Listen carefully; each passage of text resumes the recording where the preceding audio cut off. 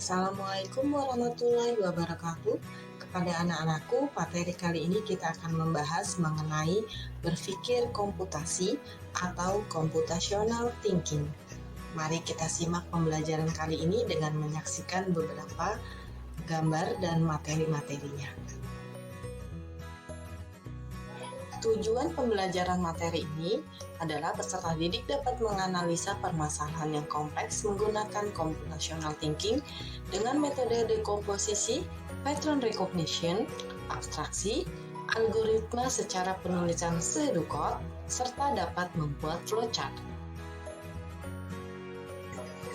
Apakah kalian tahu bahwa otak manusia adalah sebuah keajaiban yang diberikan Allah untuk semua makhluk hidup di bumi ini? Namun, setiap orang memiliki kemampuan yang berbeda-beda, walaupun dasarnya adalah sama. Kenapa, nak? Ada apa? Letak pembeda itu kalian tahu, anak-anak? Ya, benar. Terletak pada bagaimana kita sering melatih kemampuan dasar tersebut, yang jika sering dilatih akan memiliki daya berpikir tajam dan kritis terhadap setiap permasalahan. Oke anak-anak, sebelum masuk kepada materi kita, coba kalian amati gambar-gambar di bawah ini. Pada gambar yang mana yang dimaksud dengan berpikir komputasi atau computational thinking? Apakah terdapat pada gambar A, gambar B, atau gambar C? Cobalah kalian analisa gambar tersebut.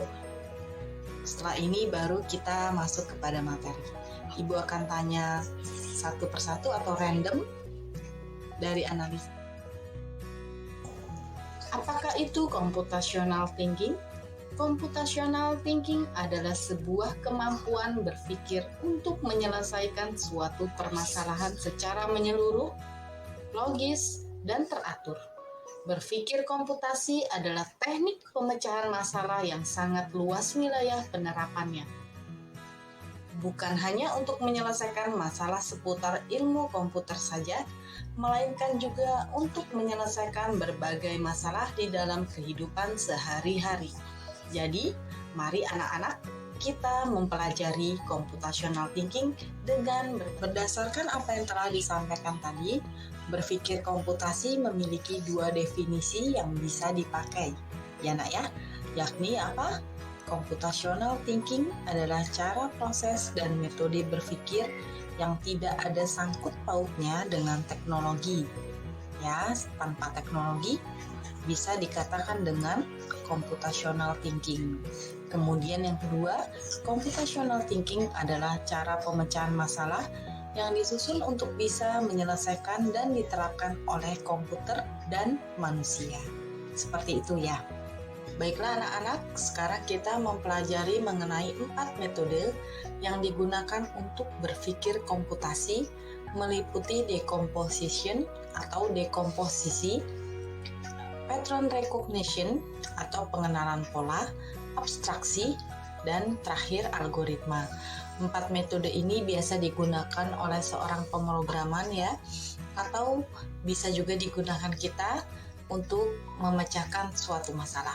Nanti di slide selanjutnya Ibu akan menerangkan bagaimana satu persatu, bagaimana dekomposisi, pengenalan pola, abstraksi, dan algoritma. Metode pertama dari computational thinking yaitu metode dekomposisi. Ya, metode dekomposisi apa itu? Suatu proses dalam computational thinking yang berfungsi untuk membagi masalah-masalah dalam lingkup yang lebih kecil atau spesifik. Dekomposisi dilakukan untuk membantu kita dalam memecahkan suatu masalah yang kompleks. Ya, coba diperhatikan itu ada gambar pizza. Pizza itu suatu permasalahan yang kompleks masalahnya, namun diuraikan terlebih dahulu menjadi pizza yang kecil-kecil agar menemui akar masalah. Yang pertama yang harus dilakukan dengan dekomposisi ini adalah identifikasi masalah utama, kemudian yang kedua, buat serta susunan daftar komponen penyusun. Yang ketiga, buat serta susunan daftar bagian-bagian kecil. Yang keempat, buat rencana menyelesaikan masalah atau algoritma. Kemudian selesaikan setiap bagian kecil hingga mendapatkan solusi. Seperti apa nak contohnya? Dalam keseharian nih, kita sering melihat atau ingin membuat nasi goreng, maka ini contoh yang paling nyata yang di depan kita bagaimana dekomposisi kita laksanakan, yaitu ketika kita ingin membuat nasi goreng, kita harus memahami cara membuat nasi goreng terlebih dahulu. Lalu kita mengumpulkan bahan-bahannya, kemudian kita mulai membuat nasi goreng sesuai dengan langkah-langkahnya ya nak ya. Jadi dari nasi goreng itu kita pecah dekomposisinya menjadi bahan-bahannya. Nasi goreng ada apa? Ada nasinya, kemudian ada bumbunya, seperti itu ya. Maka menjadi Nah, kemudian masaknya menggunakan wajan, ada kompor gasnya, kemudian ada sodetnya ya, seperti itu. Itu adalah unsur pembuat nasi goreng, kemudian yang diperkecil seperti itu. Metode berikutnya adalah pengenalan pola atau pattern recognition, yaitu pengenalan pola bertujuan agar seseorang dapat memprediksi hal yang akan terjadi setelahnya. Jadi seperti tukang nasi goreng yang tadi, dia sudah mengetahui pola pembuatan nasi gorengnya, baik dengan bumbunya, kemudian waktu efisiennya, cara memasaknya, sudah mengenal pola. Jadi adapun cara mengenali pola yaitu dengan melihat secara langsung, memikirkan dengan matang pola tersebut dan merasakan polanya.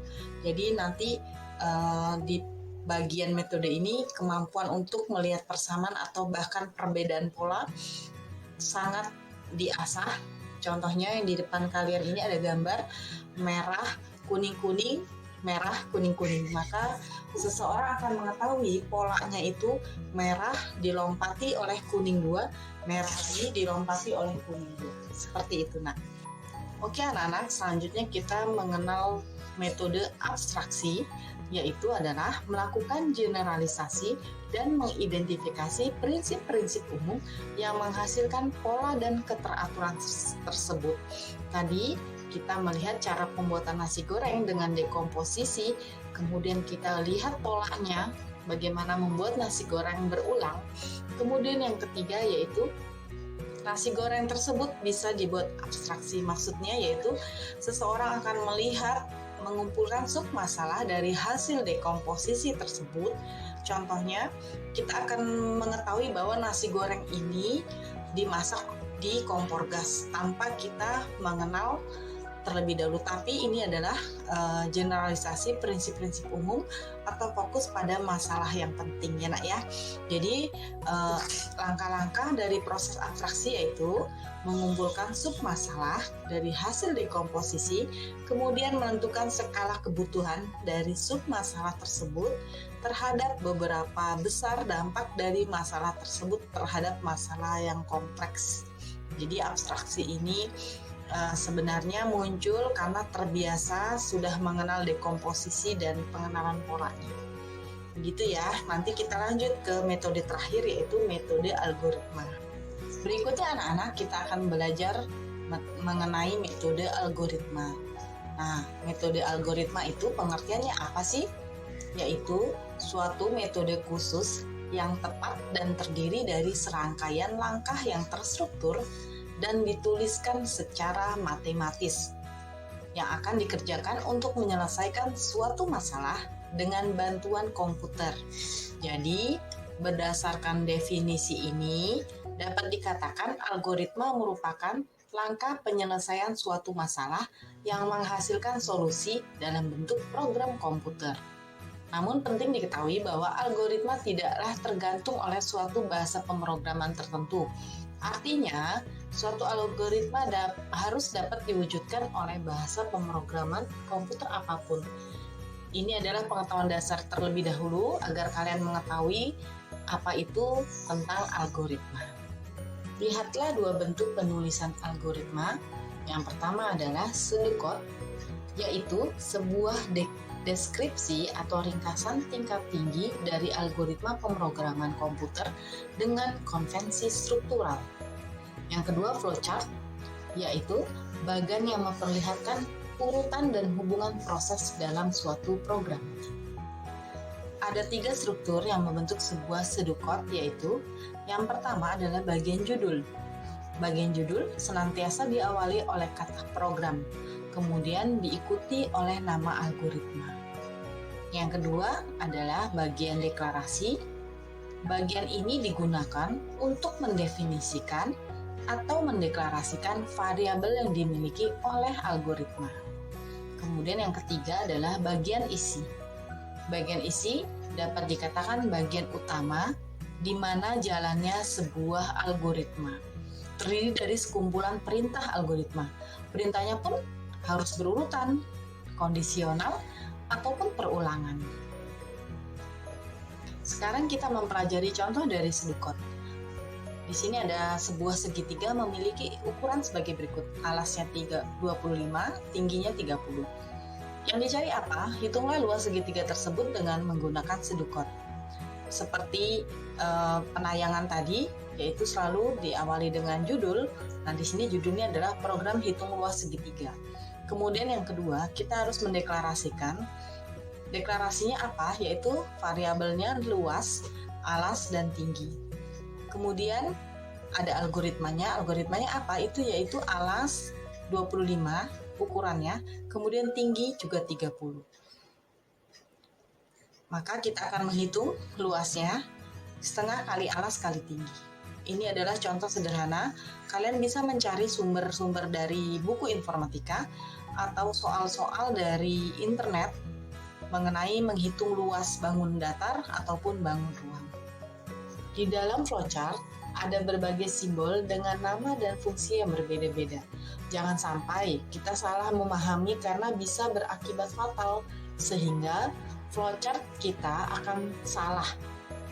Untuk menghindari hal tersebut, kita bisa memahami beberapa simbol flowchart berikut ini. Nah, di sini kalian harus mempelajari fungsi-fungsi dan bentuknya. Dari bentuk kemudian fungsi, maka kalian bisa memahami ketika penggunaan struktur flowchart nanti. Setiap simbol berbeda maknanya dan berbeda penugasannya. Jadi kalian harus memahami kapan input, kapan decision, kapan proses, dan kapan ketika menampilkan atau display. Seperti itu ya. Nanti kalian bisa mencari referensi kembali di internet, banyak sekali contoh-contoh soalnya yang menggunakan flowchart. Di sini Bu akan menampilkan contoh soal flowchart, yaitu pertanyaannya adalah hujan, kita perlu membawa payung atau tidak? Kita mulai dengan simbol. Kalian lihat simbol mulai dan selesai sama.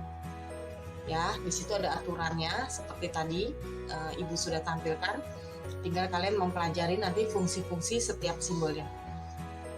Pertanyaannya adalah, apakah di luar hujan? Jika hujan, maka kita lanjutkan untuk mencari payung. Kemudian setelah mencari payung, apakah payung itu ketemu? Jika payung ketemu, maka kita membawa payung. Kemudian selesai. Itu kondisi pertama. Dan ada kondisi kedua, apakah di luar hujan? Ya, kita mencari payung. Setelah mencari, apakah ketemu? Jika tidak ketemu, kita akan kembali lagi dengan kondisi di atas, kemudian mencari payung lagi sampai ketemu. Kemudian selanjutnya, apakah di luar hujan? Ini kondisi ketiga. Jika jawaban kalian tidak, maka keputusannya adalah tidak perlu membawa payung. Kemudian langsung selesai. Jadi alur algoritma semua orang atau setiap kita berbeda, tergantung ada situasi dan kondisi yang kita miliki. Contohnya, nanti Ibu akan sampaikan bagaimana kalian membuat mie instan, cara membuat mie instan dari mulai sampai selesai.